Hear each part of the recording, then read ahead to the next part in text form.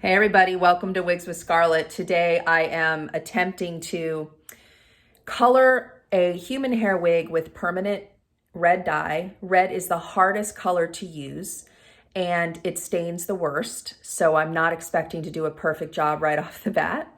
But I am using some techniques that I have studied from wig artists that I've learned about a barrier that goes under the wig and two different methods or techniques to apply the color all the way down to the knots without hitting the lace. And again, I don't necessarily think I'm going to not hit the lace on the first try, but I do want to share these techniques with you as I always try to give you what I'm learning as I'm learning it. So I hope you find this helpful. And if you are enjoying what I do here, please, please, please, as always, subscribe to my channel.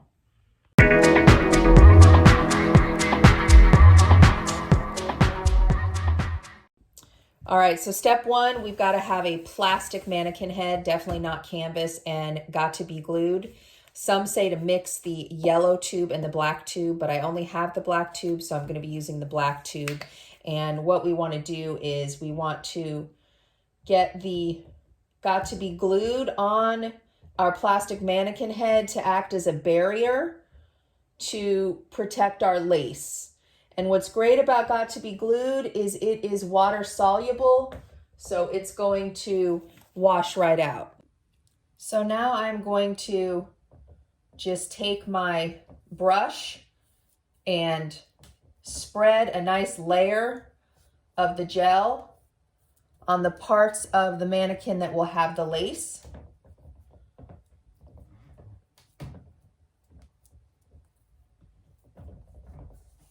And then I'm going to put my wig on the mannequin, matching up with the lines to have that barrier underneath.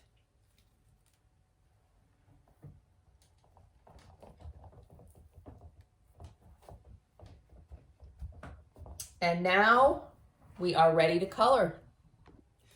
So I just got hair color that I can get at Sally's Beauty Supply where you don't need a license. This is Ion Color Brilliance, and I'm going to mix two colors.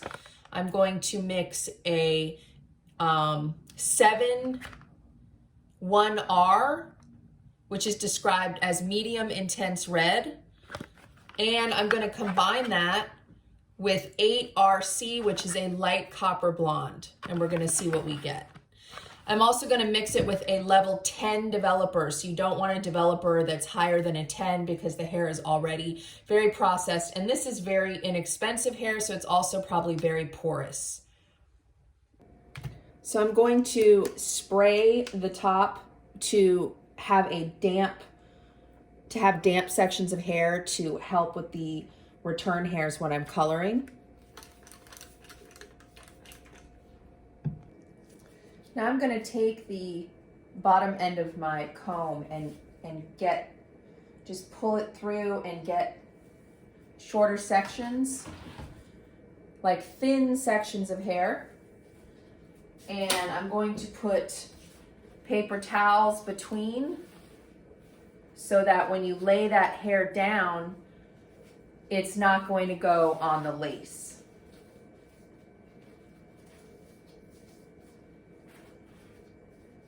So it'll look like this. But once there's color on there, it's going to stay in place because it's going to be wet or soggy or what have you. Again, this is my very first time doing this, so we'll see what we get, right?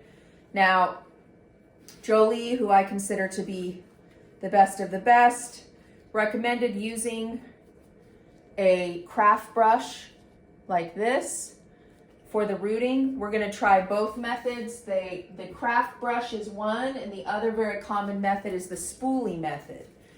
So I'm going to try it with the craft brush first, where I'm going to take the color, just little bits of color. Don't put a whole lot on there. This looks really pink. I'm sure it's going to look different later. Make sure that that paper towel is up, and you want to dab on the color with the brush. And I could totally screw this up, guys. I've Never done this before. But the goal here is to get down to the lace without touching the lace. Do I think I'm going to do that on the very first try? Oh, I don't know. Probably not. So here I dabbed my color on with the craft brush, and I am no hairdresser, so I honestly don't know if I hit the lace or not, but I guess we'll find out later. So I'm going to take another section of my hair, you know, like a thin section. Put my paper towel underneath, and this time I'm going to try the spoolie method.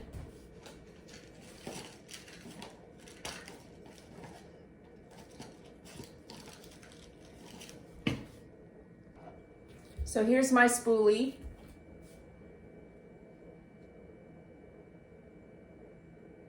Again, we don't want to put a ton of color.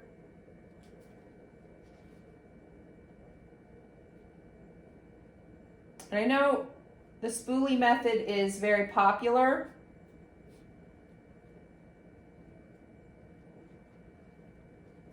I would, of course, based on this experiment, agree with Jolie. Not surprised there. Jolie is, like I said, to me, the best of the best. I would have to agree with her that with the craft brush, it goes on much easier than with the spoolie. You see the spoolie keeps catching hair. I don't know if you can see that, but it keeps catching the hair, and the craft brush does not do that. I also notice I'm getting more color using the craft brush than I am using the spoolie. So I have to go back more times with the spoolie. However, I feel like I can see that I'm not getting it on the lace with the spoolie, and I couldn't really see that with the craft brush. So I would say I kind of like both methods for different reasons. I like a more controlled ability with the spoolie. I feel like I'm more aware of how far I'm going down. And with the craft brush, I didn't feel like I knew if I'd hit the lace or not, if that makes sense. So I'm going to show you both methods here in just a minute. And you can compare that they really do have a different look to the application. And you know, this is a very inexpensive human hair wig. I paid $78 for it just to experiment. I definitely wasn't going to try my first color job on on a $2,000 wig, right? That wasn't happening. So let's take a look at both applications here. And you can see that with the craft brush, the color is deposited like more heavier deposit, and it seems to have been easier to apply. The spoolie method spread it out more, and I feel like I had more control on whether I was getting it on the lace or not. So we will see what method looks better when we're done. All right, guys, what I learned with this process is that I will probably leave this to the professionals because this is very, very tedious work. And after doing like one section of the root, I was pretty much done and tired.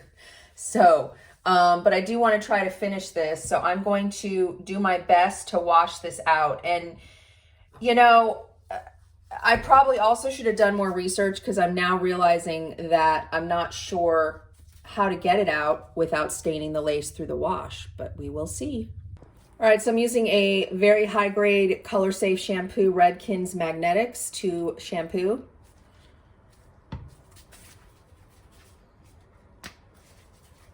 Because it's red, I definitely do not want to dunk her that would make it bleed very, very badly. So I'm just going to take some shampoo in my hands and go like this, get it wet.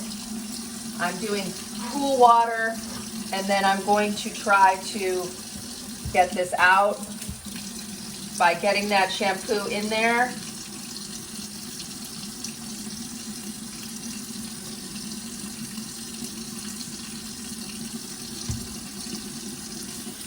And obviously this is pinned down to the canvas head. Sorry, not canvas, the plastic mannequin head. So I'm tipping it down. Sorry, my camera's not where it should be here.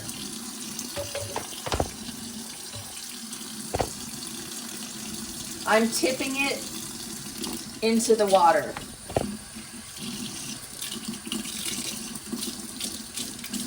And rinsing the color out like this. Just putting it into the stream of water to try to keep the red dye from not washing onto the lace. It probably won't work, but I'm trying it anyway. And I will show you what I get when I'm done. All right, I started using my sprayer as well to get a closer deposit of water to get the color out. I will say the hair is not surprisingly very porous because it's very cheap hair, but it took the color great. So from what I've learned, the more porous the hair is, the more it's going to take the color. So actually cheaper hair a lot of times will color better than expensive luxury hair. Okay, I'm going back into the ends with conditioner, otherwise I probably won't be able to brush this girl out. So I'm putting conditioner on the ends, and so that I can brush it out and give it less of a tangle. So this is her after she air dried with her color. The color on second thought is a bit garish.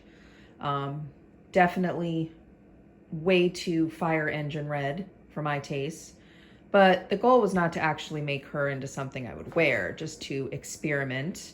I did get some on the lace, so you can see right here, I got it on the lace. But I do think that I could get to a point where I learned to keep it off the lace with more practice.